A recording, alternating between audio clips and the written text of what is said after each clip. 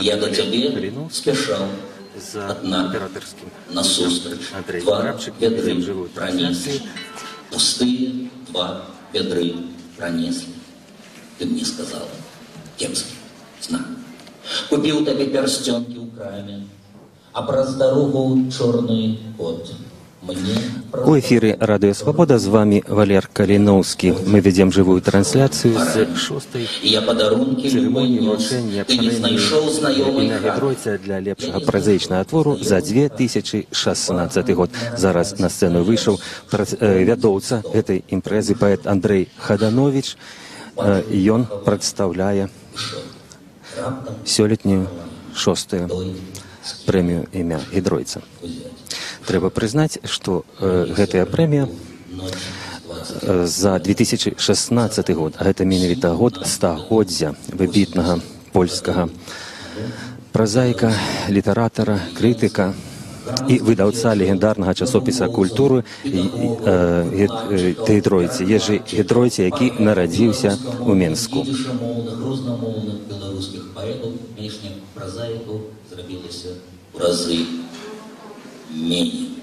Калі нам, узнесла махаючы руками, праз некалькі дзён будуць казаць пра вялікае стагоддзе вялікай рэвалюцыі, прыгадайце, што беларускія НКВДшнікі, чекісты таксама спяшаліся адзначыць 20-годдзя сваёй вялікай рэвалюцыі, знішчаючы нашу эліту. Давайте згадаем хвілінай маўчання расстраляную беларускую літаратуру.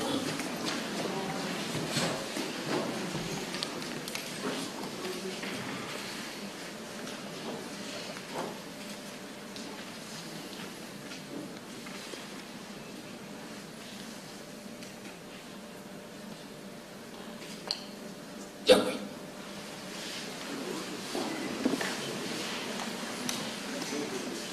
Мы в 6-й раз спрабуем вручыць. Гэта абавязкова адбудзецца праз некалькі хвілін.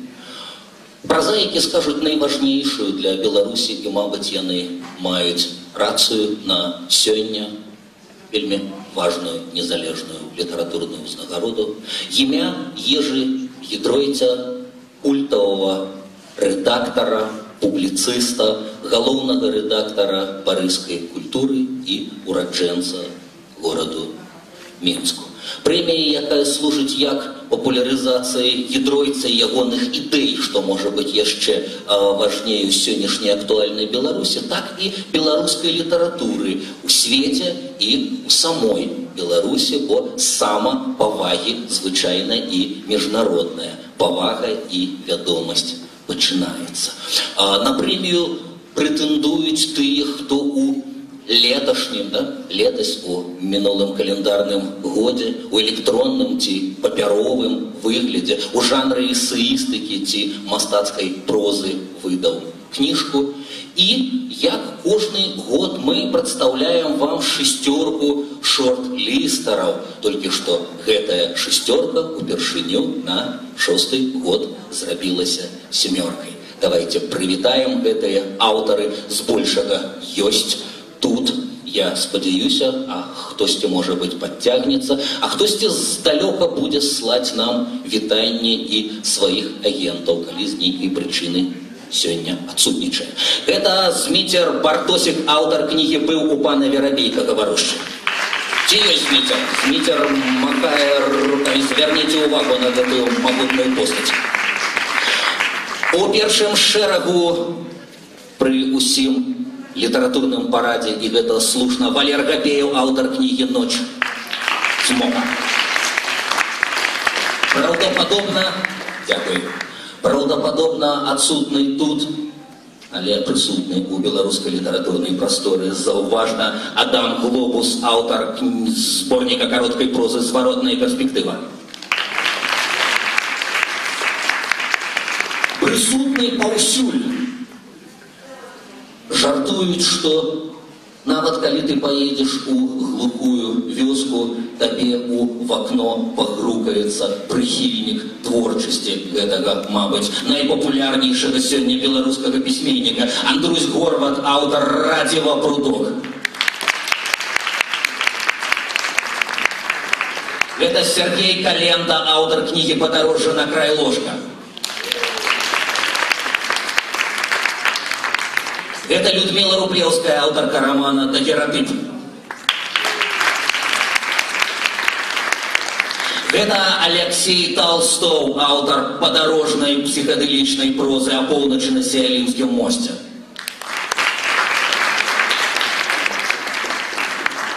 А кто зрабіў шестерки, семерку сёлета? Я думаю, что мы уже можем посылать флюиды у адрес вельми и вельми шановного авторитетного жюри. Давайте я нагадаю вам гэтыя имёны, прозвішчы.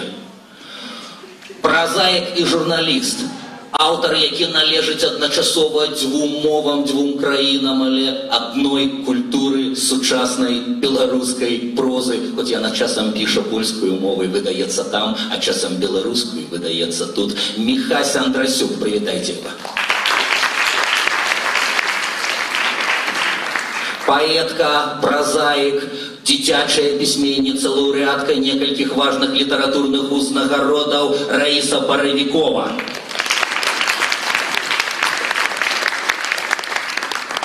Романист, оповядальник, эссеист, перакладчик Альгерд Бахаревич. Лауреатка американской международной литературной премии «Срэбная куля», прозаик Алена Брава. Прозаик, перакладчик, арт-директор книгарни Логвинов. Перший лауреат премии Гідройца Павел Костюкевич.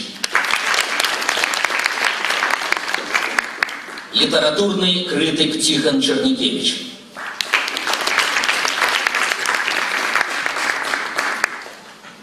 Ну и тут мусили быть долгие словы абсолютно заслуженных подяков. Давайте начнем дякаваць институциям, якія спрычыніліся і працягваюць спрычыняцца да уручэння гэтай узнагароды. Гэта мае вельмі шаноўныя калегі Незалежны саюз беларускіх пісьменнікаў, прысутны тут як мінімум у асобе старшыні Борис Петрович. Покажитеся добрым людям.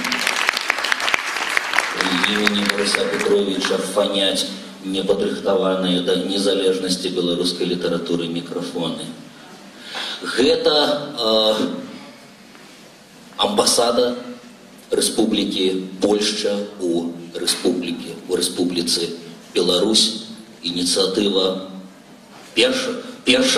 аднаго з першых ініцыятараў стварэння прэміі Лешка Шарэбкі. Да, гэтуль актуальная і надзвычайны паўнамоцны пасол Конрад Паўлік актыўна падтрымлівае гэтую ініцыятыву, яна трывае. Корпус польскіх дыпламатаў на гэтай пляцоўцы зараз прадстаўляе дырэктар польскага інстытута ў Менску Матэуш Адамскі.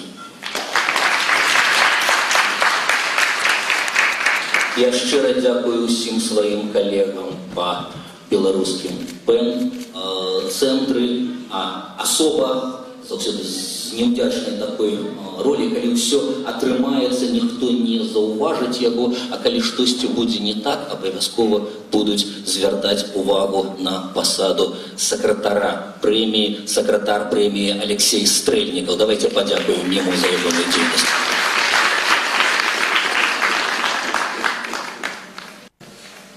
Шановныя коллеги, я хотел бы, каб слово взял прозаик, галоўны редактор часописа «Две слов», старшыня Союза белорусских письменников Борис Петрович.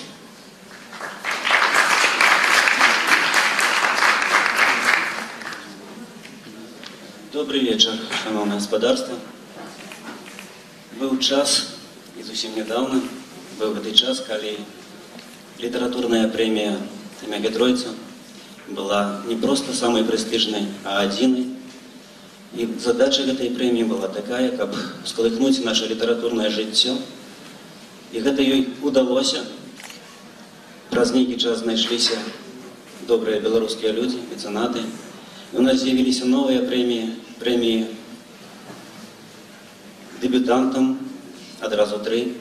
Премия для перакладчиков, премия для поэтов, премия для тех, кто працуе в жанре нон-фикшн. Так как не было добра одним только прозаикам, как не было соромно іншим. И тому я дякую тем, кто некалі заснаваў гэтую премию, кто стоял в итогах этой премии, и кому удалось нарешті разрушить наше литературное жыццё. От самого початку были до этой премии у многих заўвагі, калі так можно сказать, что вельмі шкада, что премия только одна и вручается только одному письменнику, самому-самому. И были прапановы неким чином поделить премию и узнагароджваць и тех, кто занял другое и третье место. И тогда з'явились новые прапановы, тогда з'явилась пропанова от Союза белорусских письменников, тех, кто займае другое место, узнагароджваць поездкой на творчий адпачынак на остров Готланд, в Швецию. И это стало традиционным. Сегодня Союз белорусских письменников будет вручать еще одну премию, 3-ю. И это будет выдание книги в нашей серии «Книгарня письменника». Таким чином, премия, не глядячи на те проблемы, з якими сутыкнулись организаторы, она живе. И я віншую всех, кто дошел до финала, эту цудовную семерку. И жадаю усім им перамоги. Хай зорки зведутся сегодня для вас самым налейшим чином. Дякую.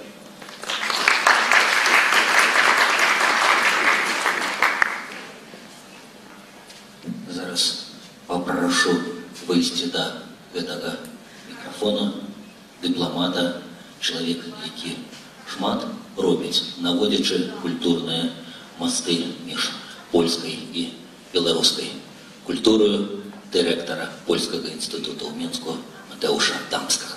Калі ласка.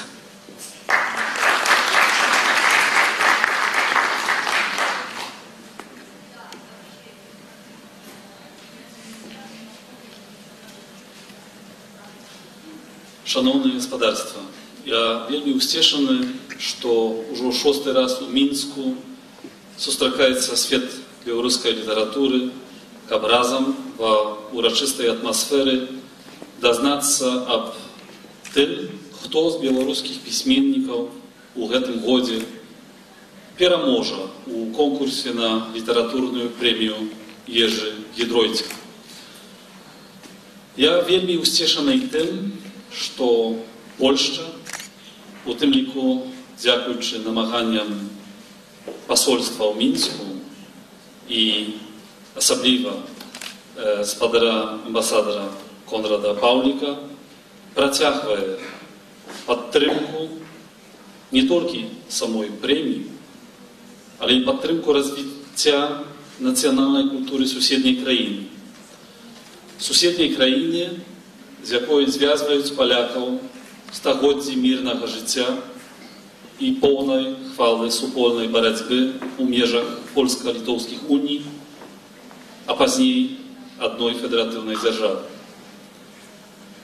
Сёння падтрыманне беларускай літаратуры, беларускай мовы і культуры – гэта ў лагічным сэнсе адзін з найбольш важных спосабаў выканання палітычнага тэстаменту заступніка прэміі, узгаданага тут неаднойчы ураджэнца Мінска, вялікага патрыёта Рэчы Паспалітай з ейным багаццем народаў, культур і моваў, стваральніка, архітэктара, падмуркаў польскай усходняй палітыкі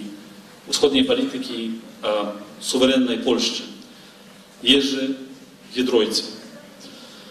Хаця змяніліся часы і геапалітычныя ўмовы, у інтэлектуальнай спадчыне князя з Мезон Лафіт гучыць нязменна і актуальна адзін акронім УЛБ.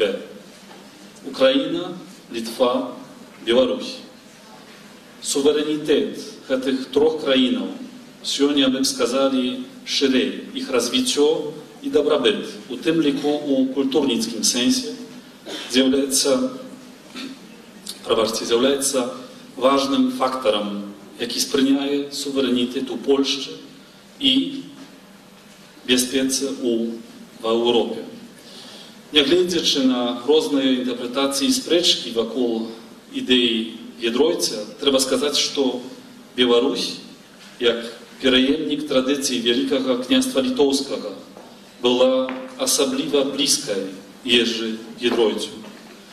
Асаблівасць і ў тым, што культурніцкае асяроддзе, якое ён стварыў на эміграцыі ў Францыі, было вельмі вузкім колам, якое, аднак, мела фундаментальны ўплыў на свядомасць мільёнаў.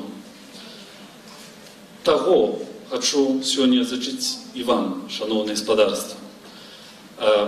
Я спадзяюся, што мы усе з нецярпеннем чакаем на рашэнне журы, і я спадзяюся, што надыходзіць час, калі абвесцім сённяшніх лаўрэатаў. Дзякуй вялікі за ўвагу.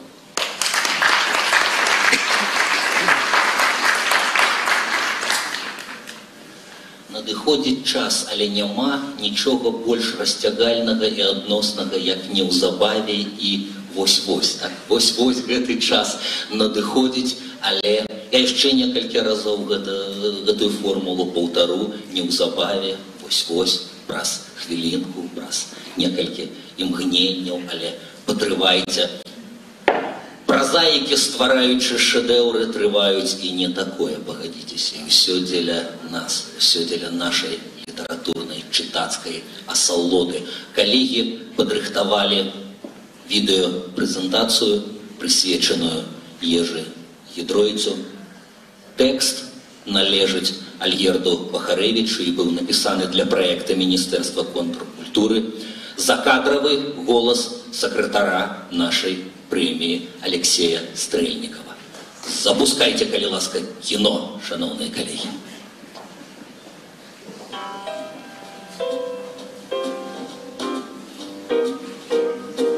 У 1906 годзе, калі ў Мінску ў сям'і палякаў Ігнацыя Гідройца і Францішкай Стажыцкай нарадзіўся сын Ежы, гэты горад яшчэ нікому б і ў галаву не прыйшло назваць сталіцай. Ежы хрысцілі ў касцёле на Залатой Горцы. Цяпер там зусім недалёка месціцца беларускі пэн-цэнтр, адзін з заснавальнікаў прэміі Ежы Гідройца за найлепшыя кнігі прозы, напісаныя па-беларуску. На другім канцы горада, сярод голых, як на пачатку ўсіх часоў краявідаў і бадзёрых навабудаў, вуліца Ежы Гідройца. Збочыла гэта ўсё, што ведаюць пра яго ў родным горадзе. Вуліца ў далёкім мікрараёне і літаратурная прэмія ў 5000 еўрапейскіх вонаў. Тое, што Ежы Гідройц пражыў у гэтым горадзе першыя 10 гадоў жыцця, пайшоў у гімназію, пазнаёміўся з прафесарам Масоню Йонісам, першым інтэлектуалам у сваім жыцці і першым вялікім настаўнікам, нам ведаць не абавязкова. У 1916 годзе Ежы Гідройц з'ехаў з Менску ў Маскву працягваць вучобу, адтуль у Варшаву, ва ўжо незалежную Польшчу, а потым была вайна, выгнанне, дыпламатычная праца, эміграцыя, войска Андерса. Больш у родны горад ён ужо не вяртаўся. Але запомніў усё. Яшчэ неўтаймаваны Свіслач, верхні горад, мешаніну гаворак, цішу і правінцыйны дух, якім ва ўсе часы жывілася Еўропа. Ягонае жыццё выразна падзяляецца на дзве часткі: да культуры і з культурай. Так называўся часопіс, заснаваны ім у 1947 годзе ў Парыжы. Часопіс, які змяніў усходнюю Еўропу і развязаў шмат якія яе вузлы, а які не развязаў, дык патлумачыў. Так Ежы Гідройц увайшоў у гісторыю, як пан-рэдактар, рэдактар культуры. Ісціна, якую Гідройц даводзіў Еўропе, нельга ставіць знак роўнасці паміж савецкім, украінскім, беларускім і расійскім. Нельга ставіць знак роўнасці паміж расійскім і украінскім або беларускім. Можна толькі здзіўляцца той моцы, з якой Гідройц веру ў нашу жоўтую някідку і непрыкметную краіну. Тут пра яго даведаліся і загаварылі, нясмела боючыся спужаць сваіх і чужых дэманаў, толькі ў канцы 90-х, калі самому гідройцу было ўжо больш за 90. Хаця час, пражыты панам рэдактарам, варта было выміраць не ў гадах, а ў нумарах ягонага легендарнага часопіса. Па ягонай смерці культура перастала выходзіць, і гэта, мабыць, было слушнае рашэнне. Іх было 637 гэтых нумароў, кніжак пра Польшчу і пра Еўропу. Нашу Европу.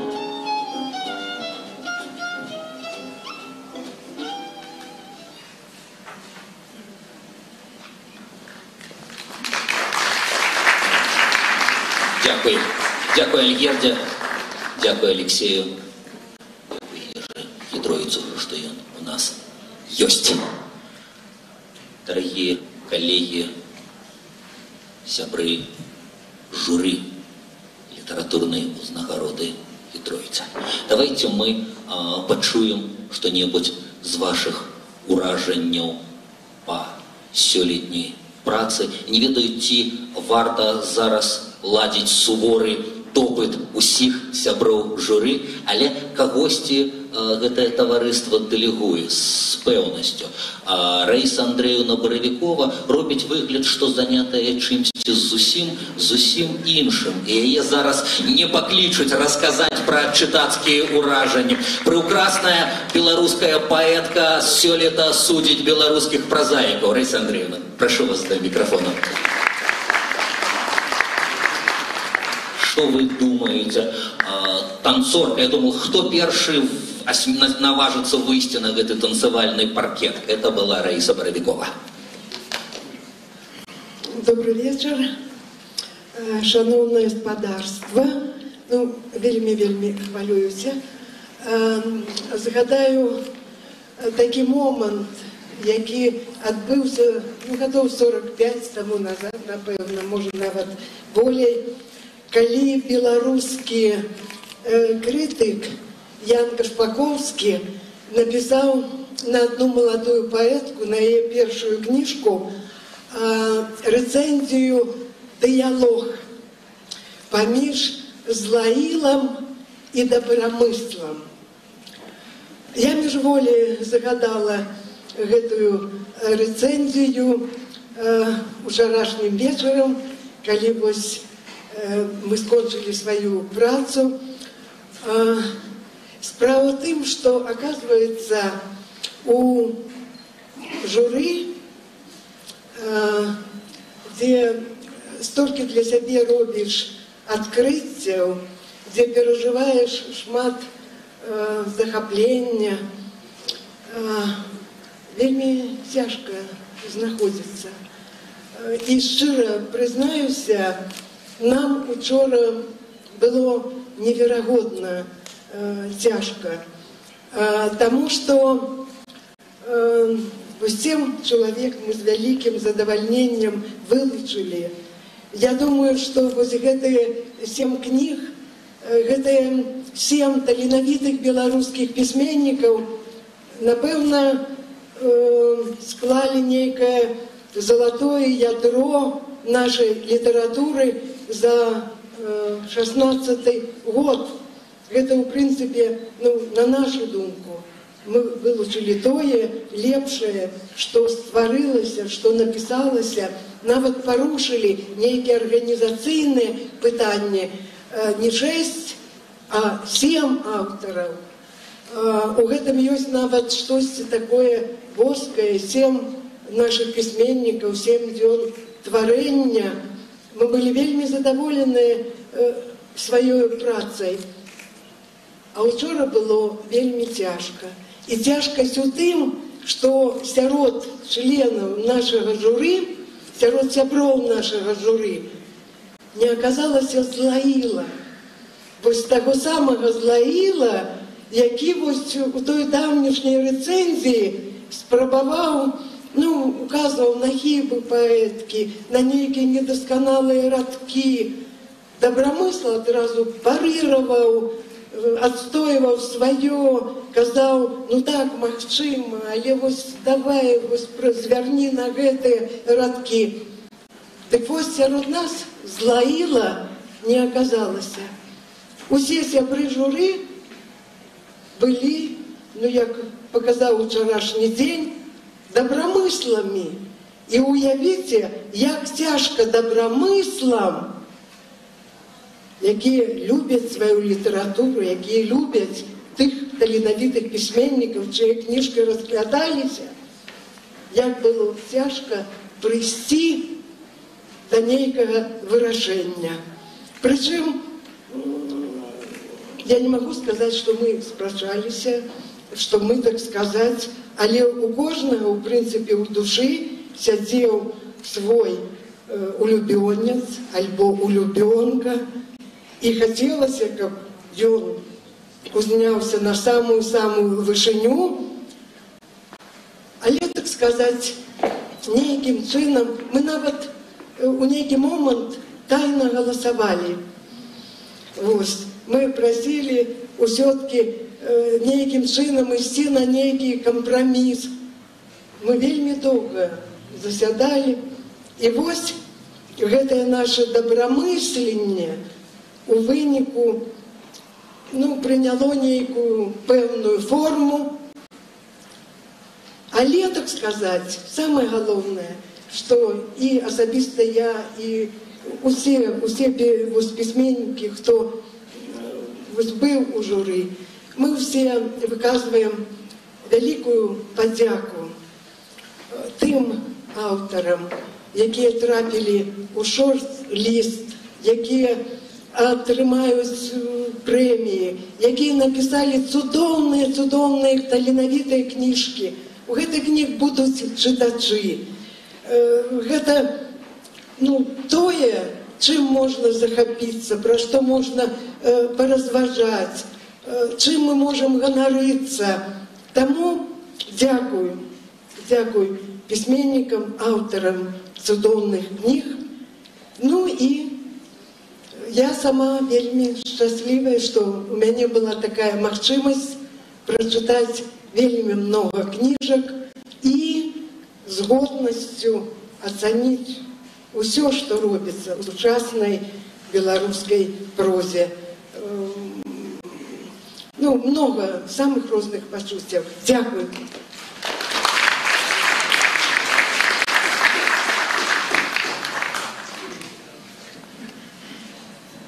Сябра журы Раиса Боровикова. Не шкодуйте аплодисментов для Раисы Андреевны Боровиковой. Зараз мы не будем, ни я, ни мои коллеги, голословными. Сёлета мы представим номинантов, шорт-листеров крышечку иначе. Не только словами, але и іншими мовами, бо есть мова танцу, мова жестов, мова пластики.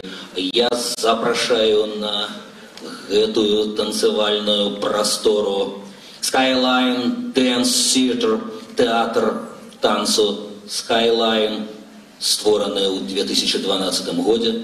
Свабоднае аб'яднанне людзей, якія працуюць у кірунку танцавальнага перформансу, знаходзяцца ў пошуку новай лексікі, глыбокага ўзаемадзеяння паміж адным і гледачом. Тэксты начытала заслужаная артыстка Беларусі Алена Сидорова. Калі ласка, сябры.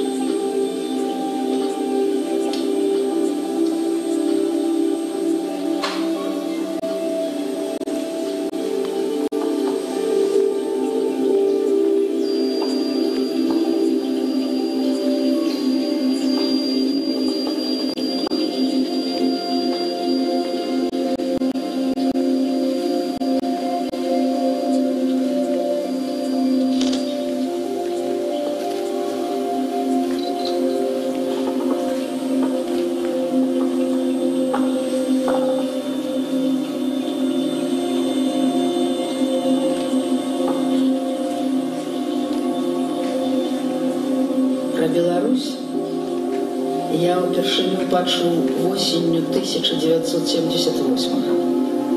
Мы жылі з маці ў Ніжнім. Бацька быў на стажыроўцы ў Маскве і па тэлефоне паведаміў, што мы пераязджаем у Беларусі.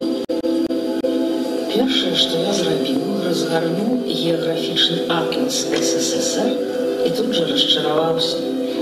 БССР была афарбаваная самай брыдкай фарбай. Нейкая брудна-фіялетавая пляма паміж яркай зялёнай Украінай і сонечна-жоўтай Літвой. Што там можа быць цікавага, акрамя назвы? Беларусія у мяне асацыявалася з футбольнай Марусіяй. Подбадёрила суседка. Белоруссия — это здорово, там теплее будет. Только язык у них чудной. Вместо умерла, говорят, померла.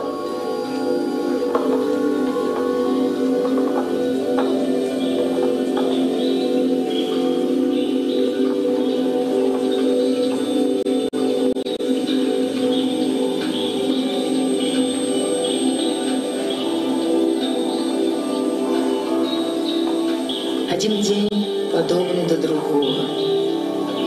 Ранки не рознятся однодлячонком, ночей без зорок.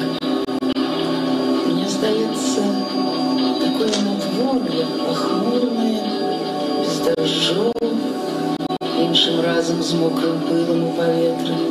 Было тут заўсёды і будзе заўсёды. Некалькі сонечных цёплых дзён, калі цвілі вішні, здаліся кароткімі і сарамлівымі. Прамільгнуць быццам іх і не было.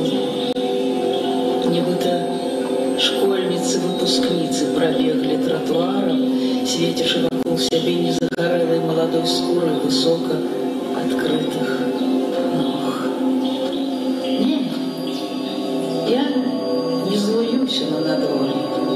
Мне быццам усё роўна, але я здзіўлены, што вельмі доўга яно трымаецца вось такое. Ціхае, шэрае і халоднае. І адначасова дзіўлюся сам сябе праз тое, што дзіўлюся надвор'е. Хіба раней я звяртаў на яго ўвагу? І ці задумваўся, чаму так, а не іначай?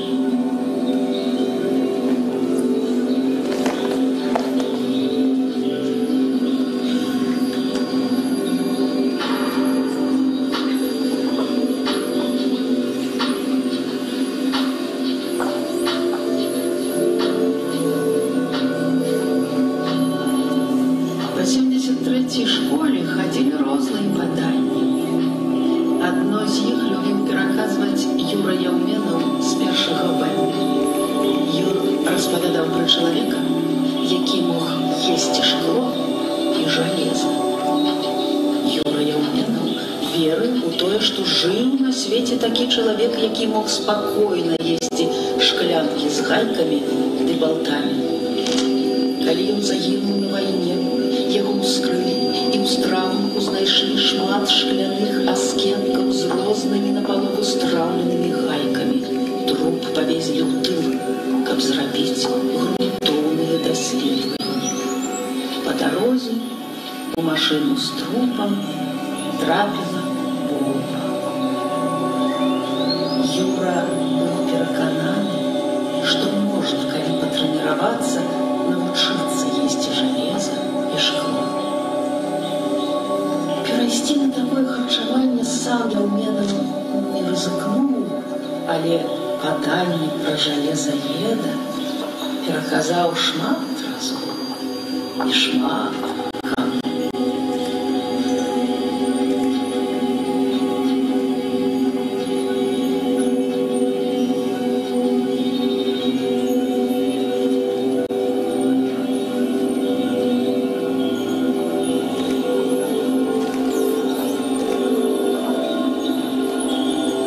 Сусед знизу, Олег, пытае: «Ты яшчэ на волі?» мясцовым аўтарытэтам. 3 дні таму нейкі крыміналіст хадзіў па пад'ездзе і выпытваў, як я выглядаю, як сябе паводжу, з кім жыву. Не ведаю, што ён ад мяне хацеў, але сусед стаў паважаць мяне яшчэ болей. Летась я хадзіў да псіхатэрапеўткі Леры. Яна вучыла мяне выказваць затоеную агрэсію. Потым я пераехаў сюды, пазнаёміўся з Олегам, і мяне прарвала. Ужо год мінуў, а ён дагэтуль апасліва пазірае на мяне. Олег адзіны, хто са мной вітаецца. Калі выходжу пакурыць на балкон, ён крычыць мне: «Привет, сусед!» Ён цэлымі днямі бадзяецца па двары і зазірае ў вокны. Праз 10-15 гадоў я стану такім, як Олег, непатрэбным чалавекам.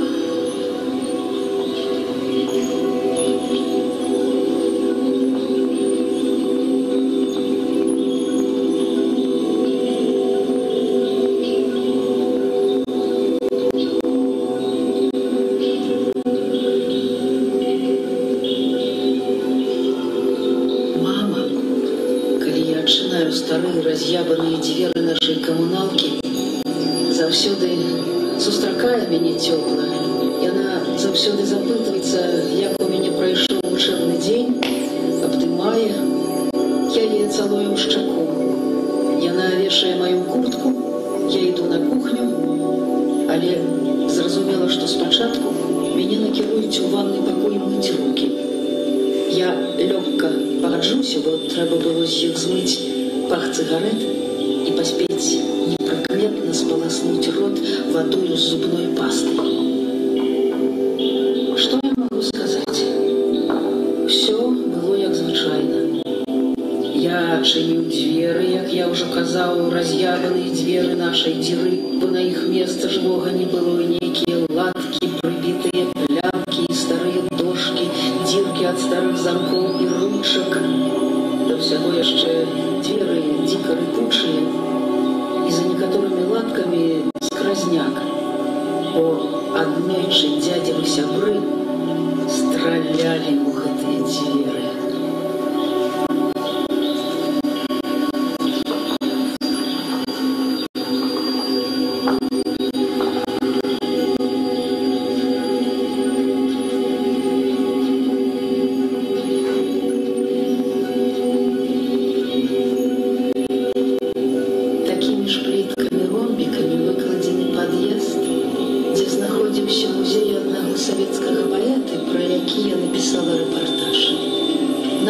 Уразила ўсё.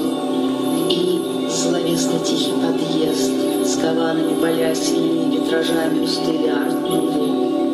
І вельмі савецкая экспазіцыя, дзе дэманстраваліся шматлікія ўзнагароды і пасведчанні паэта, а пра ягоную рэпрэсаваную радню і расстраляных сяброў нічога. А паколькі я яшчэ згадала, што сюды рэдка ходзяць наведнікі, кабеты, якія кіравалі музеем, закідалі ўсе інстанцыі і мяне асабіста абуранымі скаргамі і патрабаваннямі нахабную і недасведчаную привлечь па всей строгасці. Якраз цяпер я была ў стане чакання.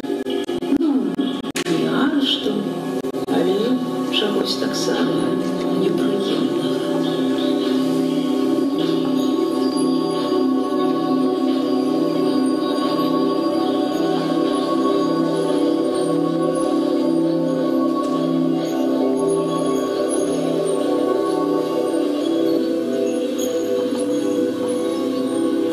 Незразумела, чым вылучаўся Ласэ сярод іншых наркаманаў і валацугаў, якія боўталіся па рэгіёне, што тыя качэўнікі. Мой не вылучаўся ўвогуле, але прытым за некалькі апошніх год ён склаў сабе някепскую біяграфію, якой многія маглі пазайздросціць. Пазайздросціць, вядома, па недасведчанасці, бо разам з усёй рамантыкай вандровак і амаль нічым не абмежаванай свабодай сітуацыя натуральна мела і некаторыя мінусы. Праблемы са здароўем, перыяды бязлітаснага самаразбурэння, злоўжывання і разганялава. Але цяпер Ласэ ўжо мінуў гэты этап і больш шанаваў гармонію, імкнуўся пазбягаць трэшу, зважаў на наступствы, быў сведкам некалькіх непрыемных фіналаў, а іх не так лёгка забыць. Чувак трымаўся сярэдняга шляху, як сам часам аджартоўваўся. Перамены настрою прыйшлі адносна нядаўна. Пасля таго, як у мінулую зімку ў Катманду ўшчэнт абкіслочаны, ён вываліўся з вакна, праляцеў 2 паверхі.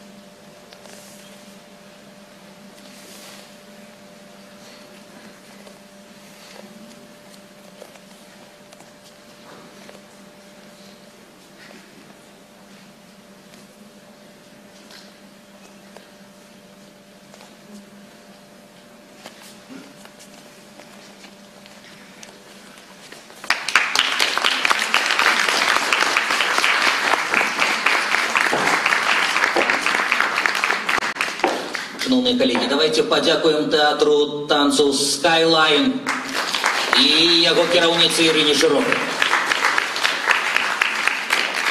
Давайте подякуем галоўным удзельнікам гэтай прэзентацыі Дмітру Бартосіку за быў у пана Верабейка гаварушкі, Валеру Гапееву за ноч смока, Адаму Глобусу за фрагмент зворотной перспективы, Андрусь Горват Радзева Прудок, дзённік, Сергей Калента «Подорожжа на край ложка», Людмила Рублевская «Дагераты», Алексей Толстого «Полночи на Сіалімскім мосце. Дякуй. Гэта дякуй я буду яшчэ казаць і казаць. Як я буду казаць? Пакуль, я спадзяюся, хтосьці з калег здагадаецца і будзе дапамагаць змяняць гэтую падлогу. А я буду не толькі цягнуць паузу, але і казаць прыемныя словы падзякі. Бо праўду казаць лёгка і прыемна, казаў вядомы нам літаратурны герой. Давайте падзякуем культурнай прасторы ОК-16, у прыватнасці Георгію Заборскаму, за тое, што мы тут сёння ёсць. Давайте мы зараз падзякуем Дар'е Трайденер, Маису Миракяну, проекту Trickster TV за проведение интернет-трансляции того, что мы тут, что с нами деется. Не хочется вы шчыра и гучно им дяковать. Покажитесь, помахайте добрым людям. Маиса Дар'я, які вялі трансляцыі сустрэч з шорт-лістарамі з кнігарні Логвінава. Давайте параем кнігарні, давайте падзякуем кнігарні Логвінава за тое, што яны дапамаглі нам з гэтым, з сустрэчамі з шорт-лістарамі. Давайте мы подякуем арт-сядзібе, кавярням 26 і свабоды 4. Падзякуем усім сродкам масавай інфармацыі за інфармацыйную падтрымку. Асабліва падзякуем рэдакцыі газеты «Новый час».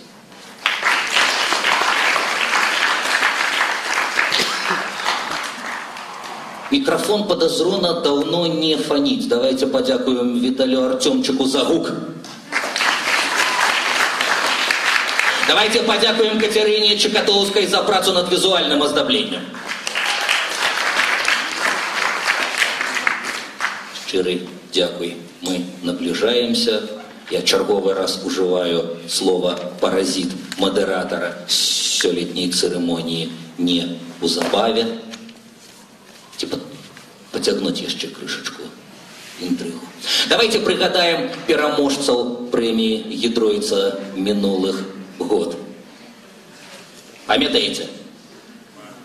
12-й год. Павел Костюкевич с книгой «Сборная РБ по неголовных видах спорту». 13-й год. Владимир Никляев «Автомат с газировкой и с сиропом и без». 14-й. Игорь Бабков с книгой «Хвилинка. 3 истории». 2015-й. Виктор Косько с книгой «Час збирать кости». Летось, 2016-й. Макс Шчур с книгой «Завершить гештальт». А зараз, незалежно от того, вот на гэтай чорнай прасторы пачнуць адбывацца светлыя справы уручэння узнагародаў. Трэцяй, а потым другой, а потым першай. Дапамагчы мне уручыць трэцюю узнагароду я запрашаю сябра журы Міхася Андрасюка, якому ёсць чым падзяліцца сваімі ўражаннямі, які, безумоўна, пакуль дзеліцца, праўда ж не раскажа, што ў канверце, бо ён ведае, а я павінен не ведаць. Але хай канец хай вашы ўражанні завершацца распакоўкай гэтага і іменем лаўрэата трэцяй узнагароды. Міхась Андрасюк. Дапамагаць спадару Міхасю будзе прадстаўнік Саюза беларускіх пісьменнікаў Тихон Чернікевич, якога я папрашу сюды выйсці. Ён скажа, што атрымае шчаслівы лаўрэат.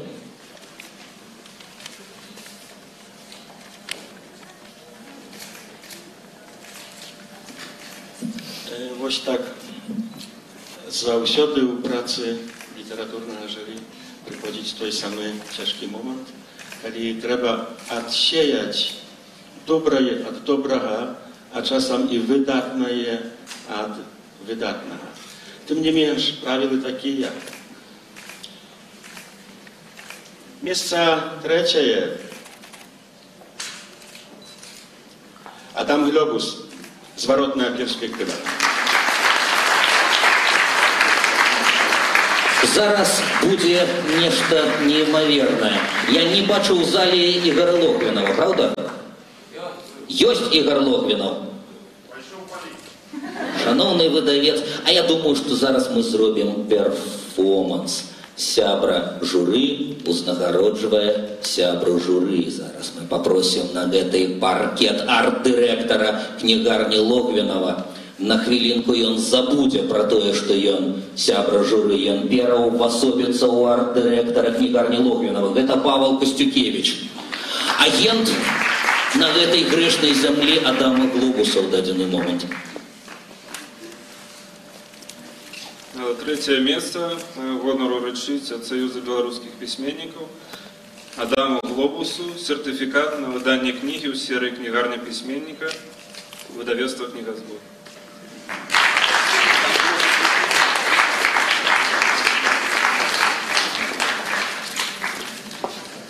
Паша, скажи спіч за Адама Глобуса. Сегодня целый день я провел пераконванне спадара Адама, что он повинный все-таки прийти на ўручэнне. Я не называл гэта ўручэннем, называў гэта цырымоніяй. Я не хацел ему казаць з аднаго боку правду, з іншага боку правда вырывалася з мяне.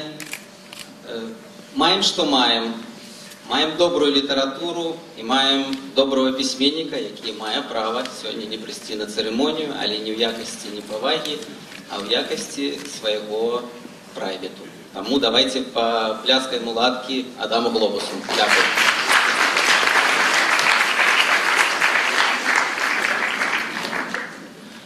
Шановні колеги, трывога, радостное прадчуванне, хваляванне і все такое нарастае.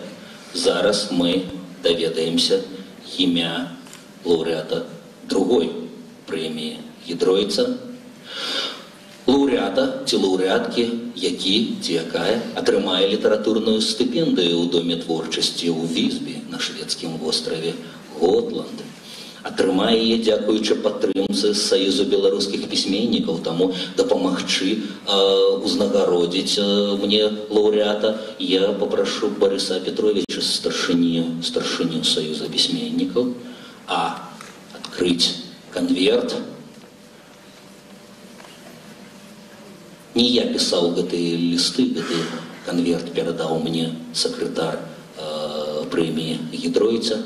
Я папрашу сяброў сёлетняга журы, спадарыню Алену Брава, спадара Альгерда Пахарэвіча.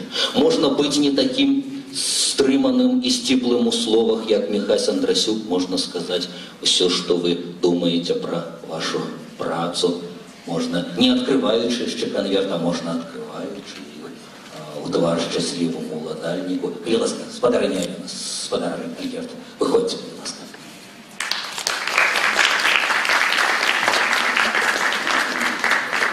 Як вам сёлета працавалася і што вы думаеце пра калег па пяры?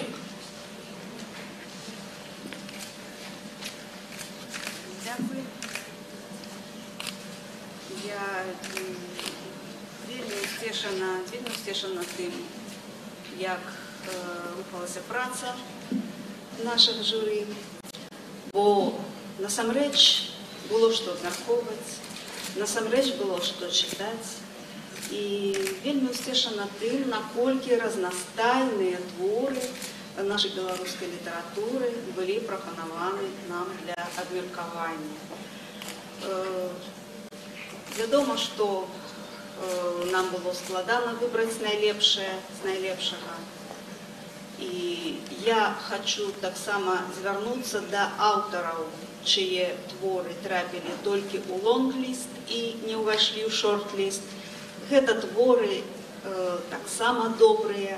Я ведаю, што я проста гэтым упэўнена, што яны знайдуць сваіх чытачоў, сваю аўдыторыю і ўжо знайшлі. То бок вельмі складана было выбіраць лепшае з лепшага. Но тое, што мы змаглі зрабіць, маем то, што маем. Мне было вельмі цікава працаваць у гэтым журы. Насамрэч, былі ў нас і спрэчкі, цалкам карэктныя спрэчкі, абмеркаванні былі сярод прафесійных пісьменнікаў, крытыкаў. Было вельмі цікава, гэта вельмі цікавы досвед. І я хочу падзякаваць усім аўтарам і з лонг-ліста, і з шорт-ліста, і тым, якія сёння атрымаюць узнагароды, ўжо пачалі атрымліваць узнагароды. Бо насамрэч сёння, каб быць беларускім пісьменнікам, каб аддаваць свае сілы, час, здароўе гэтай працы, это трэба у нейкім добрым сэнсе быць вар'ятам, быць фанатам сваёй справы, быць заўзятарам і безнадзейным аптымістам. Гэта трэба быць патрыётам і вельмі любіць Беларусь, вельмі любіць сваю літаратуру. Дзякуй за тое, што вы пішаце, і пішыце далей.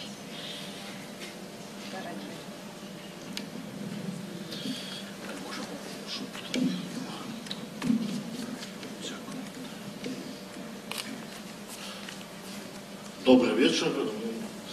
Тыя, хто сочыць за прэміяй Ежы Вітройцы, яны ведаюць, якія ў мяне асабіста складаныя з ёй дачыненні. С другим местом.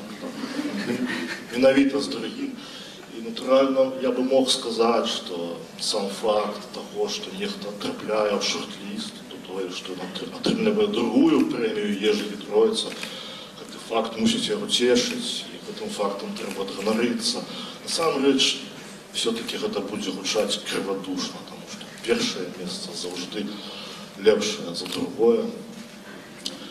І так было, ёсць і будзе. Я тройчы атрымліваў другое месца. Альгерда, але ты ведаеш, што другое месца лепшае за трэцяе месца. І аднойчы я атрымаў трэцяе месца.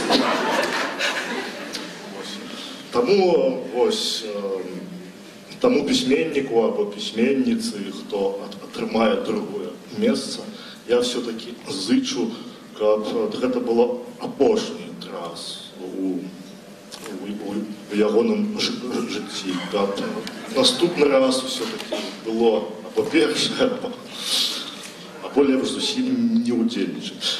Насамрэч, літаратура гэта вельмі складаная справа, і я заўжды намагаюся глядзець на кнігі і на аўтара вось так.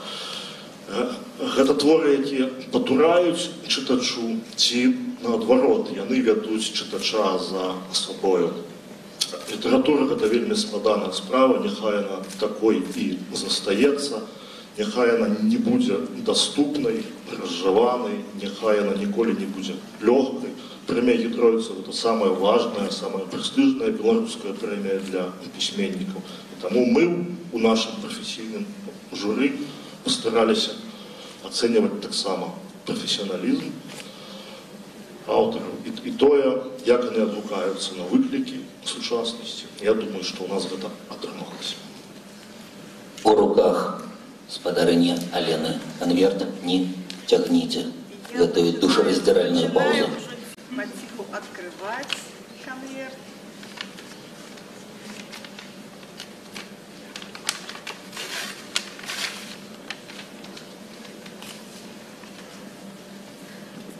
Другое место отрымала Людмила Рублевская, роман «Дагератып». Людмила Рублевская, «Дагератып». Коли ласка на эту сцену, Борис Петрович, старшиня Союза белорусских письменников, на эту сцену. Я дуже радий. Штогод Союз белорусских письменников накіроўвае 4 белорусских литераторов на адпачынак, на творчы адпачынак на востраў Готланд. І мы шмат разоў прапаноўвалі такую поездку Людміле, але яна кожны раз адмаўлялася. Я думаю, цяпер уже не адкруцішся. Я думаю, не будзе шкадавання. Тыя, хто пабываў на гэтым востраве, тыя пранікліся каханнем да яго, любоўю да яго на ўсё астатняе жыццё. І каб табе так лёгка пісалася там, як пісалася, спадзяюся, Альгерду.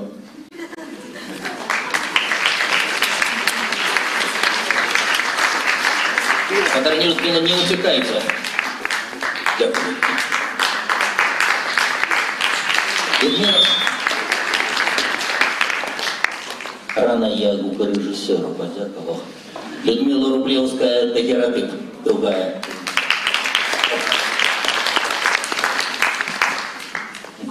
Режиссер вырашыў мне ўвогуле мікрафон вырубіць, каб я больш нічога крытычнага не казаў на гэты конт. Шановные коллеги, давайте яшчэ на хвильку гэтая пауза потягнется яким чынам. Я запрашаю сюды дапамагчы мне прадстаўніка фонду, без якога нам сёлета вельмі цяжка было б вырашыць, чым і як узнагародзіць пераможцу, прадстаўніка фонда вяртання Сергея Макарэвіча. Сергею, выходзьце, калі ласка. Я запрашаю на эту сцену представника польскага дыпламатычнага корпуса, без чыёй дапамогі мы б таксама ніякім чынам не выкруціліся, дырэктар польскага інстытута ў Менску Матэуш Адамскі. Але не гэтыя людзі будуць зазіраць у канверт, адкрываць канверт. Хай гэта будзе калега, літаратар, якому ёсць што, альбо няма чаго, зараз мы пабачым і пачуем сказаць свайму калегу. Мне здаецца, праблема гендера аўтаматычна вырашылася. Першую ўзнагароду атрымае аўтар мужчына. Гэтую частку інтрыгі мы ўжо забілі. І адкрые канверт аўтар мужчына Владимир Орлов. Прывітаем пісьменніка.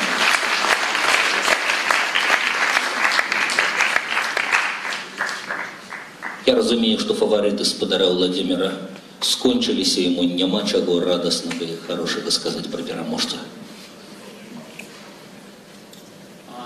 Добрый вечер, дорогие сябры. Я в архе складанай ситуации, потому что в адрозненне от папярэдніх открывальников таямниц, якія ведали, что в конверте написано, я не ведаю, и тому лихоманково думаю, что сказать. А еще 5 у нас осталось номинантов. И, может быть, я отгадаю, намагаючись со своим хвалеванием, одну историю, якую мне рассказали на международном литературном фестивале у Болгарии. Эта история так само звязана с премией, рыхтавалася вручение галоўнай болгарской премии литературной. Безумоўна, было шмат публикаций у прессе самого розного кшталту. И да, тады уже классика живого болгарской литературы Емельяна Станева, який жил у своей вилле на горе Витоша над Софией, приехал в Сябр. И каже: ну, Емельян, ты читал, что написал Любомир? Читал. А что написал Димча? Читал. А что там Любен написал? Читал. Что написал Стефан? Читал. Что написала Мирелла? Читал. А что написал я? Так само читал. И что ты скажешь? И Емельян Станев каже: я хочу спуститься со своей горы в Софию, взять шмайсер и перестрелять всех болгарских письменников. Покинуть только человек 10. И Сябр пытается: что будет со мной? Емельян Станев каже: не задавай мне неприемных пытаний.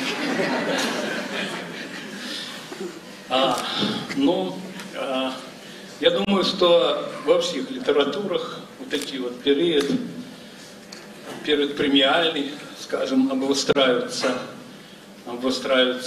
хроничные хворобы литературного и каля литературного процессу, але все-таки это не смяротные для литературы хворобы. И зараз я дрыготка расконвертовываю эту таямницу.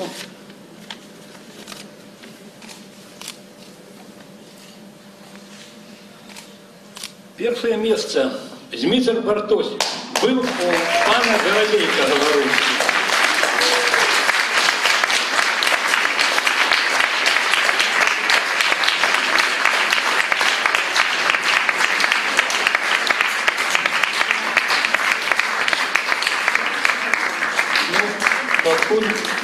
Важные действия, я хочу вам нагадать, что количество уже давно Бартосик выдал книгу «Черный пистолет».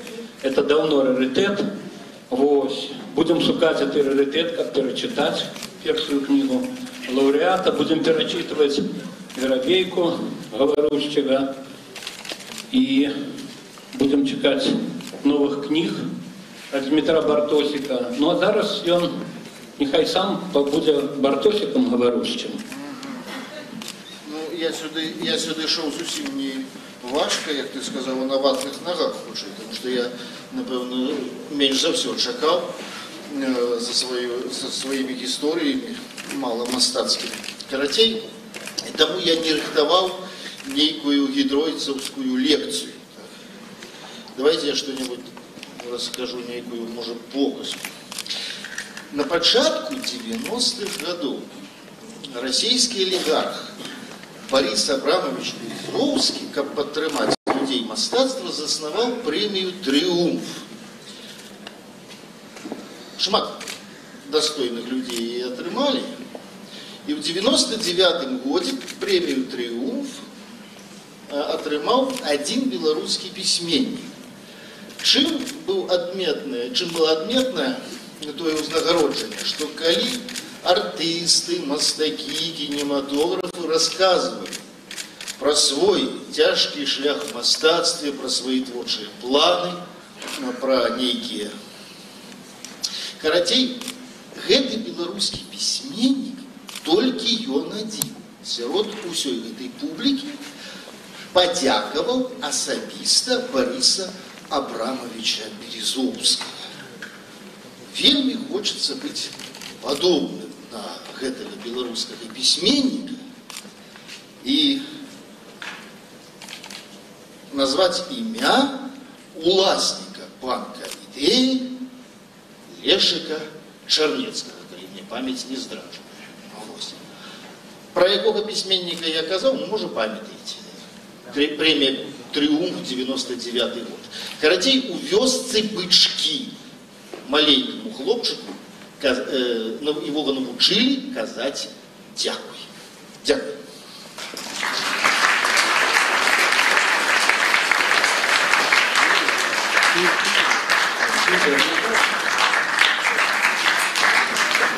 Дорогие Змітру, цяпер мне застаецца агучыць імёны людзей, якім ты можаш напраўду дзякаваць. Падзякуй, калі ласка, Сергею Макарэвічу як прадстаўніку фонда вяртання. Гэта будзе правільна, абсалютна слушна. Падзякуй, калі ласка, Матэушу Адамскаму, дырэктару Польскага інстытута.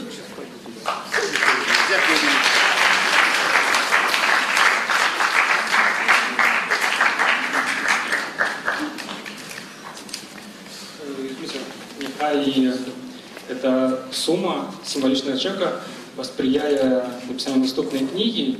И как только скончится пошлый цент з этого чека, з этой суммы, мы убачим наступную вашу книгу.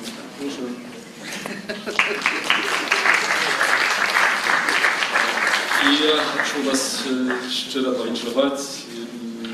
Так само великий дякую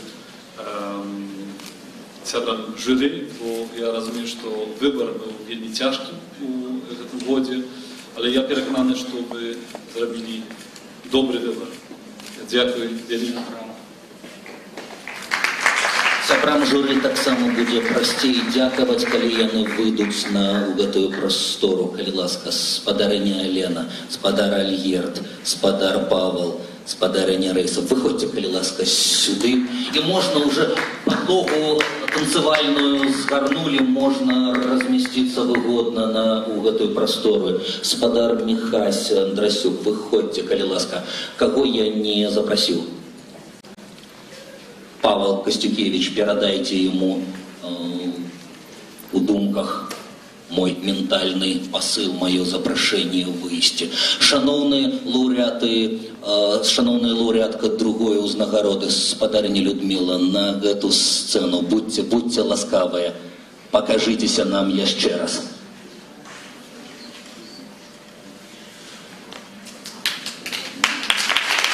Людмила Рублевская, долучайтеся. Шановные фоторепортеры, шановные фотографы, рыхтуйтеся. Зараз мне асабіста, як бы я захлынаюся эмоцыямі, бо не хапае заўсёды пернікаў на ўсіх самых любімых фаварытаў. Найбольш можна і годна толькі што віталі пераможцаў прысутныя тут шорт-лістары Валер Гапеев и Сергей Календа. Я хочу покликать на эту сцену спадара Валера. Спадар Валер, выходите, калі ласка, шорт-листер сёлетней премии Гедройца. Привитайте его, калі ласка. Шановные волонтеры, не пропустите героя с кветками и дипломом. Я спадзяюся, Сергей Календа яшчэ не здзейсніў самагубства і знойдзе душэўныя сілы далучыцца да трыумфатараў сёлетняга свята. Сергею, вы ёсць? Я зараз паклічу. Клікайце.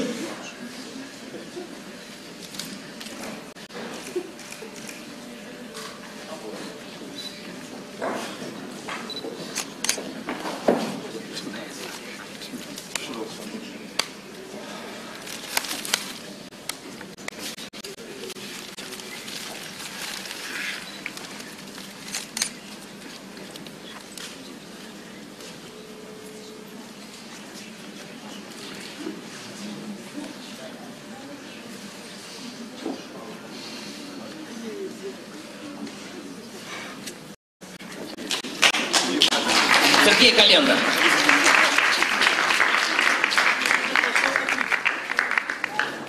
Я пошел покурить. Я долгий час чекал там. И зорный час для фотографов.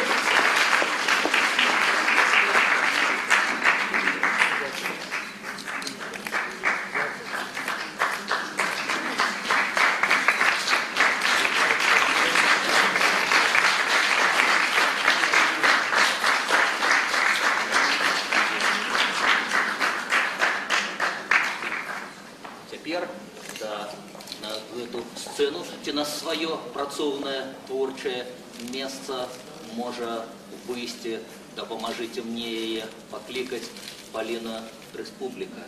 І пачуем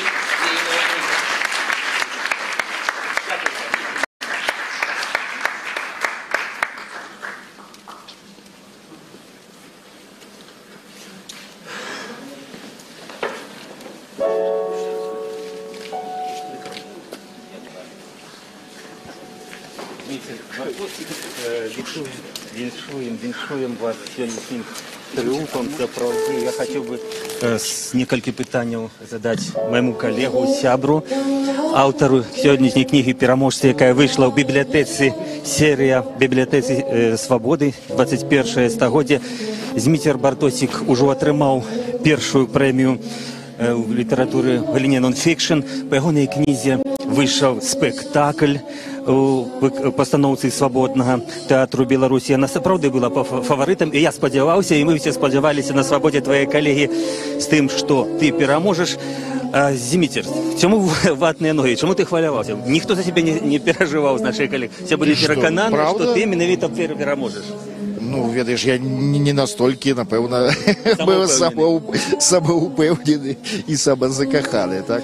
Ну, ўсё ж такі гэта публіцыстыка, так? Гэта не прыгожае пісьменства, так? Гэта не мастацкая проза. Таму і хваляваўся. Это жыццёвая проза, і тут шмат ўжо дзякавалі людзям, якія спрычыніліся да гэтага конкурсу. Каму падзякаваў ты з тых соцень людзей беларускіх вёсках і гарадках, з якімі ты гутарыў, якія цытуюцца ў твоей кнізе, чые душы, чые думкі выкладзеныя ў ёй? Я зараз увесь спіс, Валера, не назову, так? Но найперш гэта Зміцер Лупач, гэта Люцыян Шчасны, гэта Ганна Дуда. Я могу працягваць. Не, зараз я тебе просто не назову их. Я всех их памятаю, твары, голосы. Ну, але вот зараз тебе выдать поименно, Валер. Гэтая прэмія таксама ўшанаванне гэтых людзей, якіх можа ўжо і няма. Так, там большасці гэтых людзей уже няма, якія гавораць на старонках гэтай кнігі. І я перш за ўсё усцешаны тым, што, можа, дзякуючы гэтай прэміі, кніга атрымае яшчэ большы розгалас. І гэтыя гісторыі, якія я сабраў, атрымаюць большы розгалас. кожен з тих, хто прочитав твою книгу, подумав про працяг, тому що тих історій ще може бути шмат. Ти ще працягуєш їздити, зустракатися. Чи ти рихтуєш нову таку книгу? Так. Рыхтую новую книгу. Поделися. Яна будзе веселая. Там уже не будзе гэтага страхоцця, там не будзе гэтых страшных гісторый перыяду акупацыі. Вось.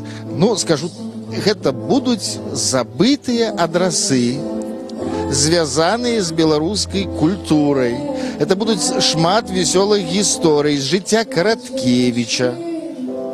Вельмі цікавыя, вельмі смешныя. Ну, я не буду далее рассказывать. Сподіваюся, що эта книга вийде в бібліотеці Свободи. Так. Уже написано шмат? Так. Ну, немагчыма не спытаць, на што ты збіраешся патраціць гэтыя 5000 евро ад фундатараў прэміі? На што я іх... Ці гэта сакрэт? Чаму сакрэт? Я хочу гэтую сумму располовиніць. Половину отдать Сергею Дубовцу, без якога гэтай книги бы не было. Все ж таки, это мой редактор, які мяне на гэтую книгу натхніў. Вось. А з астатнім, што рабіць з астатнімі грашыма, хай жонка вырашае. Яна гэта зробіць у любым выпадку лепш, чым я. У нее фантазія больш багатая, чым у мяне, як патраціць грош. Это не пытанне. Жанчыны заўсёды лепей. Дарэчы, жонка чакала, жонка хвалявала, тут яна прысутнічае. Яна прысутнічае, так. Яна, як і я, не абсолютно не верила. Она мяне уже, давай, пошли, уже ясно, что мне трэба, кажу, добыть весь спектакль. Это спектакль, ці гэта на основе все-таки спаборніцтва было літаратурнае? І былі сур'ёзныя канкуренты, як Адам Глобус, Рублеўская і іншыя. Таму і нечакана. Таму і... Зміцер, ну і якім чынам ты хочаш сёння это адзначыць сябрамі, якім чынам ты хочаш это ушанаваць таксама і заснавальнікаў прэміі, чого носіць імя? Кого носить имя? Коли ты думаешь, что я зараз буду блистать оригинальностью на конт отзначения, ну, то тосты будем поднимать. Это справедливо. То тосты поднимать. И гидройцев вспоминать. 100 годов вспомнилась летась гидройцу, когда вышла твоя книга. Ты читал ягоную культуру, ці ты вот заправды для тебя это важно? А вось мало я читал. Амаль не читал ягоную культуру. Хотя имел такую магчимость. Потому что у виленской редакции наша Нивы культура парижская была. Вот. Ну вот пора уже становиться дорослым. Дякую великий, Зміцер Бартосік, сёлетні лауреат премії Гідройца, 6-й премії по ліку. І ён выйграў гэтую прэмію з кнігай быў у пана Ірабейка Гаварушчы, якая выйшла у бібліятэцы Свабоды 21 стагоддзя. Подождите, такое пытанне. Ці можна лічыць вашу кнігу такой альтэрнатыўнай гісторыі Беларусі 20-го стагоддзя? Ці дапаўненнем нейкім да гісторыі? Ну, вядома, это ніякая не альтэрнатыўная гісторыя, потому что я не гісторык, так? Я слухач. Я слухач і гаварун. Вось. А вот дапаўненнем, так, відаць, можна, таму зноў жа гісторыя маей гісторыі акупацыі, гэта ж не гісторыі, гэта не гістарычная праца. Это не история, это не историография, это не карты, это не мапы, это не графики. Так, это история человека, який бачить все жахи в окна своей хаты. Вот. И не далей за свою вулицу, за свою ваколицу. Вот. Ён амаль не бачить фронта, ён не бачить танков. Вот. Але от гэтага эта история не менш страшная. Вот. Что? Як ви думаєте, то бок до того, як ось стало відомо, що ви переможця, хто, по-вашому, мог би взяти цю премію? Хто був ваш самий головний конкурент? Слухайте, я про гэта не думал. Ну давайте, вот гэта могла быть Рублевская, абсолютно. Может, нават не за дагеротип, может быть, я его не читал просто. А за тое, што яна зрабіла перад гэтым, за Францішка Вырвіча, так, за сутарэнні Ромула, за ўсе гістарычныя дэтэктывы містычныя, якія вельмі з вялікім задавальненнем чытаюць дзеці. Сэрца мармуровага анёла. Ну, я шмат магу ее пералічаць. А вось. Та Рублевская могла, Глобус, вядома, мог. Потому что все, что пишет Глобус, заўжды цікава читать. Кажут, вот нехто там сказал, что он ничего нового не сказал.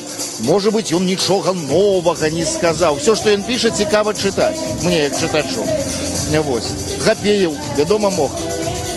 Потому что у нас с детективом не так все блескуче, как у соседей. Мог.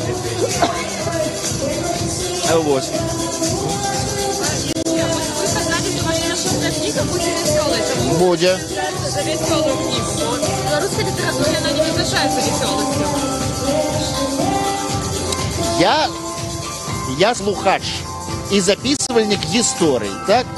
И у меня есть вот свой час. Мы робили программу «Вострая брама». И я в рамках этой программы робил такие забытые адрасы. Пасля я яшчэ, акрамя гэтай вострай брамы, таксама для сябе назапашыў нейкія забытыя адрасы. Забыты адрас культуры. Дом, дзе жыў пісьменнік. Паляна, дзе там адбывалася нейкая весёлая п'янка. Автобусны прыпынак, дзе нешта такое здарылася. Вот такія вот адрасы, якія ўсе забылі, вот пра іх я і збіраў успаміны. І там сапраўды вельмі шмат. Шмат будзе вельмі весёлых, прикольных гісторый 60-х, 70-х гадоў.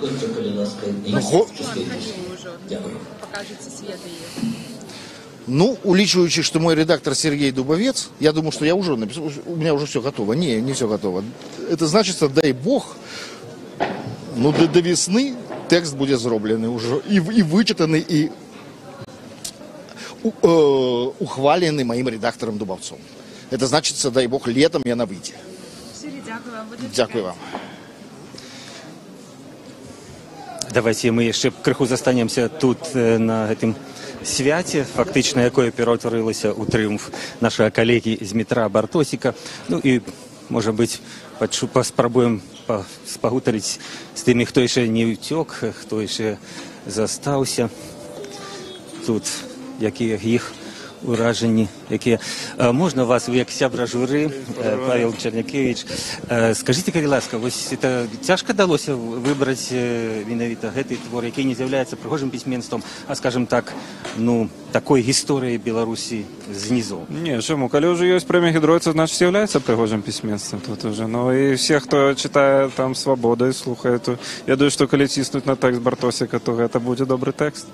А тое, што ці цяжка, то, канешне, таму што цяпер жа працуе новая сістэма абмеркавання, бо раней мы выбіралі па прынцыпе бюлетэняў, а цяпер мы павінны давесці свой пункт погляду, што менавіта гэтая кніжка, і знайсці кампраміс, таму што ў кожнага свой фаварыт бывае і гэтак далей. Так, недзе пад 4 гадзіны мы спрачаліся, былі вельмі гарачыя абсалютна спрэчкі, абмеркаванні шумныя.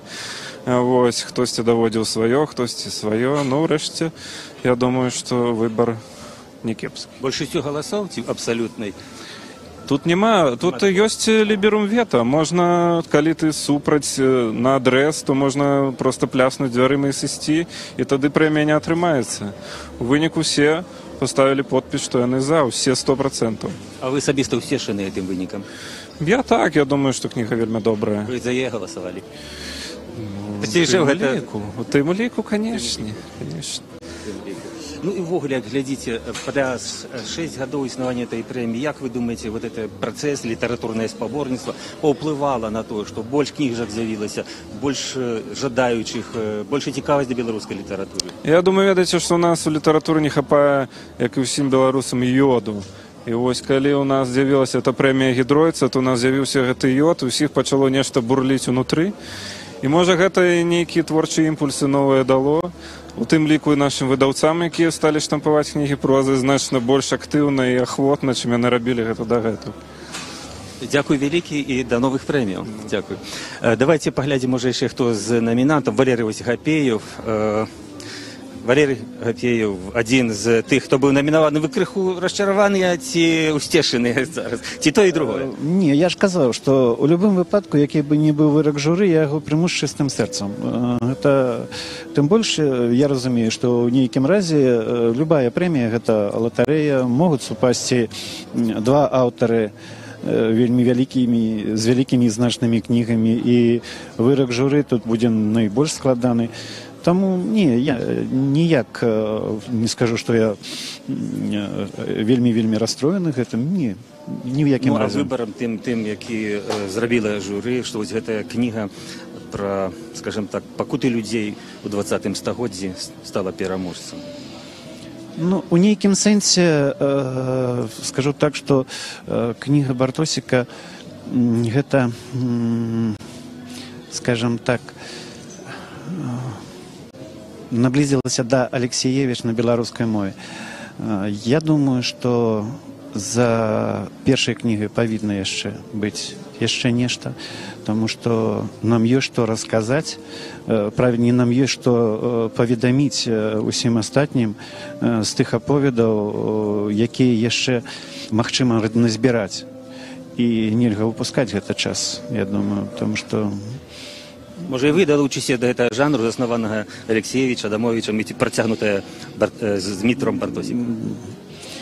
Ну, не ведаю, не магу сказаць, што гэта так цалкам магчыма, але ўжо на сённяшні дзень, ну, я скажу, што маю такія гісторыі, проста сутыкаўся з імі як журналіст, нават, што называецца, не выязджаючы нікуды з аднаго месца, з аднаго рэгіёна. Варта записваць галасы нашых людзей, якія стваралі нашу краіну, стваралі, перажывалі гэта все, правда? Ну, дазвольце, я тады ўжо крышачку больш разгорнута скажу. У мяне быў такі выпадак. Аднойчы я толькі яшчэ пачынаў журналістыку, пачынаў у журналістыцы, першыя крокі мае рабіў, і сказаў сусед, кажа, вось ёсць бабулька, якая бачыла Леніна. Ёй 90 гадоў, яна бачыла Леніна, вось, ну, канешне, загарэўся, ну, гэта ж так, ну, Леніна бачыла, гэта ж, канешне, трэба з'ездзіць да гэтай бабулькі, няхай раскажа. Прыязджаем да гэтай бабулькі, папярэдзілі, яна там і апранулася ўжо па-святочнаму, вось, і папярэдзілі яе дзеці, значыць. Ну, бабулька разгубілася, канешне, ну, як ёй, што там расказваць. Ну, імкнуся падахвоціць гэтую бабульку, ну, маўляў, раскажыце, як вы раслі, ну, на пачатку пра гэта, думаю, няхай раскажа. І вось бабулька пачынае расказваць, як нарадзілася, якая была вялікая сям'я, як яны жылі. А мне не церпіцца, ну, хочацца, ну, бабка, давай хутчэй, там ж Ленін, ну, раскажы, як ты ж Леніна жывога бачыла. Але бабулька пачынае расказваць, і мяне быццам зацягвае. Вось яе гэты аповед, яе жыццё проста зацягвае. І калі ты раней чытаў пра гэта, як галадалі людзі, бежанства і смерці блізкіх, родных людзей у дарозе, пасля вяртання на радзіму у 20-е гады, нішчымніца, голад, ну, проста дзікая праца у лесе, у марозы, калі дзяўчынка наваліла гэты лес. І яна яшчэ пасля распавядала гэта ўсё сваё жыццё. Пасля, як прыйшла Чырвоная армія вызваляць, як яна, ну, гэта асобная гісторыя, як яна ўсё, ну, у мяне перавярнуўся ўвесь свет, літаральна. І вось гэты эпізод, што яна некалі там у Маскву, дзяўчаты, калі яны працавалі там у Маскве, дзяўчаты іх запрасілі, дзяўчаты, маўляў, пайдзем да рабочых, там клуб, там будуць выступаць, вось яна там бачыла гэтага Леніна, і ён мне падаўся, ну, такім дробязным, такім нікчэмным, божа мой, ну, бачыла і бачыла, ну, падумаеш, таго Ленін, а тут жыццё, тут такое жыццё, такі пласт. І я гэта напісаў на цэлую паласу артыкул, але, на жаль, рэдактар не зразумела. Маўляў, ну, гэта проста чалавек, ну, няхай. Не зразумела гэтай майго ўзрушэння. Артыкул ляжаў доўга. Урэшце яна раптам пачытала артыкул, здзівілася сама, і мы яго паставілі. І я з гэтай газеты прыехаў у гэтую вёску. Прайшло месяца паўтары, а бабулька памерла. Не дачакалася. І таму я хачу засяродзіць на тым, што трэба пісаць, пакуль яны яшчэ жывыя. Дзякуй вялікі, Валерый Гапеев. Фактычна працягвае тую справу, якую зрабіў выдатную справу, кнігу напісаўшы наш калега Зміцер Бартосік. Гэта шчымлівыя гісторыі 20-го стагоддзя, перыяду часоў акупацыі, калектывізацыі, рэпрэсій. Пра то, як цярпелі, пакутавалі беларусы, перажываючы ўсё гэта. Виктор Шнип, добрый день. А где ваша Людмила? Сам шукаю. Сам шукаете. Ну, вы читали все эти книги, которые были у «Семерцы»? Читал. Что вы скажете про выбор, скажем, журы? Ну, и в тым ліку ваша жонка Людмила Рублевская дружба. Журы заўсёды справядлівая для тых, хто стаў пераможцам, і несправядлівая, хто застаўся па-за, як говорится, тройкі. Ну, гэта заўсёды так бывае, але я думаю, што той, хто не трапіў у тройку лепшых, ён мае магчымасць наступны раз нешта новае даць. І вось як Альгерд Бахарэвіч можна 3 разы другое месца. Але гэта, ведаеце, это своеасаблівы піар, які дапамагае, ну, такой, каб стваралася імя ўвесь час. Вот, дзякуючы гэтай прэміі беларуская літаратура набывае, ну, як сказаць, такое вядомасць медыйную. Бо ёсць у нас што чытаць, ёсць што друкаваць, ёсць што перавыдаваць, ёсць чым ганарыцца. Я думаю, тыя, хто глядзеў гэты рэпартаж, ці прысутнічаў тут і нешта піша, думае, вось трэба нешта напісаць новае. Гэта стымулюе, гэта патрэбна. Такія вось. Чым болей будзе, тым гэта лепш. А што вы скажете про пераможца? Вы чыталі Змітра Бартосіка? Чытаў. Ці вас натхніла гэта самога на нейкія такія гісторыі? Ну, я сам такія гісторыі заўсёды пішу, і мы з Бартосікам добра знаёмыя, таму я рад за яго. Рад за яго, бо, ну, перамагла літаратура ж заўсёды. Яна своеасаблівая. Нехта скажа, што гэта журналістыка, але, ведаеце, таксама быць добрым журналістам таксама добра. Вядомым. Некаторыя такія журналісты Нобелевскую прэмію атрымліваюць. Так. Таму то, дай Бог, каб нашы журналісты все атрымоўвалі літаратурныя прэміі. Это гаворыць пра тое, што будзе гаварыць пра тое, што мы здольныя на ўсё. Здольны на перамогі. Дзякуй вялікі. Это быў Віктор Шніп, муж Людмілы Рублевскай, номінант другого пераможца сёлетняй прэміі Гідройца. Вось, хочу паклікаць Тадэуша Адамскага, аднаго з тых, хто маральна і не толькі падтрымлівае гэтую прэмію, гэтае літаратурнае спаборніцтва, якое фактычна яднае не толькі беларускую літаратуру літаратараў, але вяжа яе з Польшай і звязвае. Як вы, па-першае, ацэнілі сёлетні выбар? Ці чыталі вы Змітра Бартосіка? Не, я шмат чуў пра гэтую кніжку, шмат чуў і збіраюся прачытаць. Ну, сёння, безумоўна, трэба прачытаць гэтую кнігу. Прыйдзецца прачытаць. І на мой погляд, і наколькі я размаўляў з сябрамі журы, выбар быў даволі цяжкім. Тым больш цешыць тое, што ёсць такое спаборніцтва, што гэты ўзровень сучаснай беларускай літаратуры павышаецца, што ёсць літаратары, якім хочацца пісаць новыя кнігі, ствараць новую літаратуру і падаваць на прэмію Гідройца. Гэта ж тут няма ніякай гарантыі, што будзе ўзнагарода. Як вы думаеце, вот раней некаторых пераможцаў перакладалі на польскую мову, друкавалі ў Польшчы. Ці ёсць сэнс перакласці кнігу Змітра Бартосіка на польскую мову і прапагандаваць польскага чытача? Кніга Зміцера Бартосіка, паколькі яна з'яўляецца літаратурным рэпартажам, у жанры літаратурнага рэпартажу, і паколькі яна па сутнасці моцна антысавецкая, Я думаю, што яна можа выклікаць цікавасць, бо гэта сучасны гістарычны дыскурс, ён даволі жывы ў Польшчы. Ёсць вялікая цікавасць да гэтай праблематыкі. Ну і ввогуле, вот эта прэмія яднае беларускую і польскую літаратуру, яна спрыяе сяброўству, пашырэнню кантактаў, наколькі, як лічыце? Так, безумоўна, яна спрыняе гэтым кантактам. Мы робім таксама і сваю працу. Праз крыху больш, чым тыдзень пачынаецца ў Мінску месяц польскай літаратуры, падчас якога Польскі інстытут у Мінску прэзентуе беларускім чытачам пераклады польскай літаратуры, але ў гэтым годзе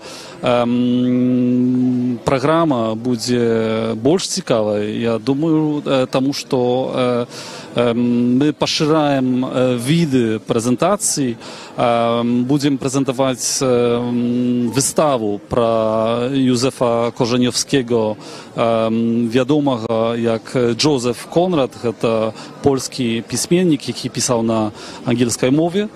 І ён з'яўляецца сусветна вядомым пісьменнікам. Таму я заахвочваю заходзіць на нашы сайты ў соцсетках і на наш сайт Instpol.by. Дзякуй вам вялікі. Гэта быў Матеуш Адамскі, дырэктар інстытута польскага ў Менску, які шмат і асабіста робіць для развіцця польска-беларускіх культурных сувязяў, літаратурных і іншых важных спраў. Таксама і для, в тым ліку, літаратуры і ў музейных справах, у тэатральных пастаноўках, у музыцы. Сапраўды вартая і цікавая праца.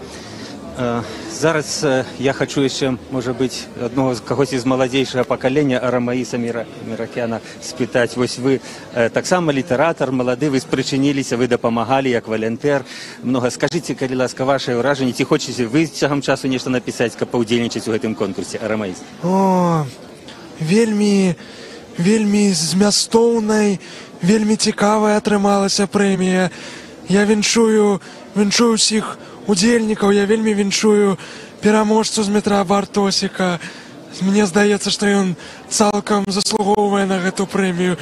Я вельмі ўсцешаны, што прэмію атрымаў менавіта ён. Таму вельмі прыемна, вельмі цудоўна, што так атрымалася. Ёсць чым вас што пераняць, як вы лічыце, асабіста, вы таксама літаратар, ад Змітра ці іншых удзельнікаў шорт-ліста? Мне падаецца, што ў кожнага свой шлях.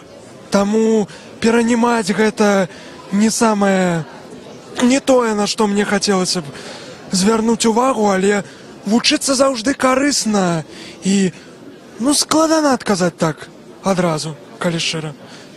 Дзякуй. Тым не менш, мы жадаем вам новых творчых поспехаў і, магчыма, цягам часу таксама паўдзельнічаць у гэтай прэміі ці ў іншых літаратурных прэміях. Дзякуй вялікі. Давайте мы, можа, яшчэ працягнем такую нефармальную абстаноўку. Людзі адзначаюць і тым ліку і кілішкам віна з вось гэтай сёлетнюю завяршэнне конкурсу, завяршэнне імпрэзаў розных, якія працягваліся працягам апошняга месяца. Намінанты былі прадстаўлялі свае кнігі, праводзіліся сустрэчы з ім. Тым ліку Арамаіс дапамагаў праводзіць гэтыя сустрэчы. І Зміцер Бартосік, канешне, гэта сённяшні пераможца, сённяшні лаўрэат і, можна сказаць, ягоны трыумфальны поспех ягонай кнігі, напісанай па выніках соцень вандровак цягам 1,5 дзесятках гадоў па беларускіх вёсках, дыялогаў, інтэрв'ю, размоваў з сотнямі людзей пра іхныя пакуты і боль, перажыванні, іхныя страхі. Вось гэта сапраўды уражвала праца мяне і нашых чытачоў і слухачоў, праца Змітра Бартосіка над гэтай тэматыкай, кожная ягоная перадача. І потым гэта вся кніга была, гэты все перадачы была выбраная, самае цікавае, самае такое шчымлівае у гэты зборнік, які рэдагаваў таксама наш калега Сергей Дубавец, і кніга выйшла у бібліятэцы Свабоды 20 21 стагоддзе. Я б хацеў, канешне, яшчэ падысці да некаторых іншых калег-літаратараў, калі яны не будуць супраць, не буду замінаюць. Ну, спадар Владимир, вы были... Да, ну я не могу... Да, так, ну, бачите, вам давялося уручаць Бартосіку, але вы не галасавалі, не мелі магчымасцяў, а ці прагаласавалі б вы за Дмітра у сярод этой сямёркі? Владимир Орлов, письменник. Вы задаете забароненное пытанне. Я скажу иначе, что я рады, что Гідройца атрымала книга, ну и натуральный автор Дмитр Бартосік, и книга быў пана Верабейка гаварушчый. Ну, мяне шмат што звязвае з Бартосікам. Я зноў жа падкрэсліваю, што не сябар журы. Я даведаўся, толькі этой конверт разорваўся. Калісьці мы з ім праехалі ў 2001 годзе 10 000 кіламетраў по Беларусі. Вот, і выступалі паўсюль ад Браслава да Берасця, ад Крычева там да, не ведаю, да нейкіх крайніх кропак іншых Беларусі, і з рознымі прыгодамі. І неўзабаве пасля гэта выйшла кніжка Бартосіка «Чорны пісталет». І мне трэба было штосьці напісаць на вокладку. Бартосік папрасіў даць нейкія словы. І я сфармуляваў гэта так, што я праехаў з ім 10 000 кіламетраў, мне ні разу не захацелася ўзяць у рукі чорны пісталет і застрэліць Бартосіка. Вось. Таму што это сапраўды творчая вельмі асоба. Это особа таленавітая. Ён адораны і музычна, і, безумоўна, цяпер мы ведаем, ён адораны літаратурна. Мы ведали это ранее, але цяпер прэмія Гідройца гэта пацвердзіла. Вот. І я сёння сказаў, што давайте перачытаем першую кнігу Бартосіка, калі хтосьці сумневаецца ў правільнасці рашэння журы. Давайте перачытаем Верабейку гаварушчага і давайте чакаць другую кнігу Бартосіка. Я ўпэўнены, што ён над ёй працуе. Прабачце, да. І давайте чакаць третью кнігу Бартосіка, вот, над якой ён працуе, я ўпэўнены. Другую кнігу з бібліятэкі «Свабоды», я думаю. Ён працуе над гэтай кнігай, ён уже распавёў, і зноў жа ягоны рэдактар будзе Сергей Дубавец, так што ён яму асабіста падзякаваў і нават паабяцаў, што падзеліць прэмію. Ну і я рады, што атрымала упершыню у гісторыі прэміі Гідройца. Прэмію атрымала кніга з бібліятэкі «Свабоды» 21 стагоддзя. Вось, гэта ўжо сур'ёзная, важкая бібліятэка, вот, якая, безумоўна, будзе працягвацца, і я спадзяюся, што і яе будучыя аўтары таксама будуць лаўрэатамі прэміі Гідройца. Ну так, так. Я уяўляю, як хвалюецца цяпер Александр Лукашук, які быў заснавальнікам гэтай прэміі. Ну, галоўны бібліятэкар, да, мы яго віншуем, сёння мы яго віншуем. Пастаўленая планка для кожнай наступнай кнігі, такая высокая з Дмітром Бартосікам. Дзякуй вялікі. Вось гэтай размовай з слынным беларускім літаратарам Владимиром Орловым хіба варта завяршыць нашу трансляцыю. Ну не, может все-таки не завершить яшчэ да Дмітра. Падыйдзем, яшчэ раз публічна павіншуем его з гэтым трыумфам. Зміцер, просто ўжо хочам завяршаць, таму што людзі адпачываюць, нехта не хацелі яшчэ раз цябе людзьмі публічна другі пераможца віншуе перша. Можна, Людмила, вас тады яшчэ хвіліначку? Людмила, так я тебе яшчэ публічна раз віншую. Ты падняў на высокую, значыць, планку з бібліятэку «Свабоды». Наступному кожнаму таксама трэба ўдзейкнуцца да перамог. Дзякуй. Людмила, ну вось я хацеў вас шукаў, не знайшоў, але хацеў вас спытаць. Все-таки другое месца таксама вельмі высокае і важнае. І не крыўднае, як вот сказаў Альгерд Бахаревич, хотя что он 3 разы подыходил. Вы не покрыўджаныя тым, што саступілі одну ступеньку? Людзі, я ўвогуле да ўсяго такого ставлюся выключна з гумарам. І ўсё гэта я ўспрымаю як пабочны эфект ад працэсу творчасці. Натуральна, што для мяне самым галоўным з'яўляецца не гэты пабочны эфект, а сам працэс творчасці. І вельмі добра, што гэтыя эфекты ж розныя бываюць, як станоўчыя, так і не, і зусім наадварот, вельмі прыемна, калі вось твоя кніга прыносіць добрыя бонусы. Ну, і дзякуй Богу. Зміцер Бартосік, от калі мы адразу распытвалі, от ще на хваляванні, на таких от ватных ногах, їх він казав, його спитали, а кого б ён бачив, калі б не ён? І він назвав, одним з перших назвав вас. А що б ви сказали про переможцю, про Змітра, про його книгу? Я уже выказывалась, что ввогуле и лонг-лист, и шорт-лист – это таки добрый зрэз актуальной белорусской литературы, что, в принципе, любая книга, якую там не взять, она была вартая премии. И я просто віншую пераможцу. І прэмія, на перш за ўсё, выконвае сваю задачу, якую? Прыцягвае увагу да беларускай літаратуры. Хай будуць спрэчкі, хай будуць дыскусіі, хай хтосьці будзе задаволены ці не задаволены рашэннем журы. Гэта добра. Это сведчыць пра тое, што мы маем справу з жывым літаратурным працэсам. Поэтому я рада за пераможцу, я віншую Зміцера. І, безумоўна, я не пакрыўджаная. Яшчэ раз скажу, што ўсё, што прыносіць тое, куды ты уклаў сябе, свой талент, свой моц, свой час, ну, добра, што гэта станоўчыя вынікі.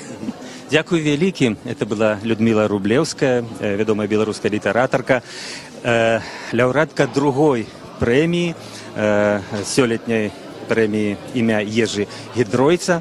Яна была сёлета ў 6-й раз абвешчаная, і быў вынік такі, што пераможцай галоўную прэмію атрымаў наш калега, аўтар радыё «Свабода» Зміцер Бартосік, аўтар шматлікіх перадач «Падарожжа свабоды», і аўтар кнігі быў у пана Варабейка «Гаварушчы», якая была ўжо ўшанаваная першай прэміяй у конкурсе літаратуры «Нон-фікшн», і па якой ужо быў пастаўлены свабодным тэатрам цэлы спектакль. Это сапраўды трыумф для Змітра Бартосіка, это вялікі поспех і для беларускай свабоды, это таксама вялікае адзначэнне і важнае значэнне для серыі «Бібліятэка свабоды 21 стагоддзе», якая працягвае выходзіць і надалей, і чакаюцца новыя кнігі ў гэтай серыі, і ў тым ліку кніга пераможцы сёлетняй прэміі імя Ежы Гідройца Змітра Бартосіка. Ну, а на гэтым мы, канешне, будзем ўжо завяршаць наш жывы рэпартаж з сённяшняй імпрэзы. З вами быў Валер Каліноўскі, а за камерай працаваў для нас Андрей Рабчык.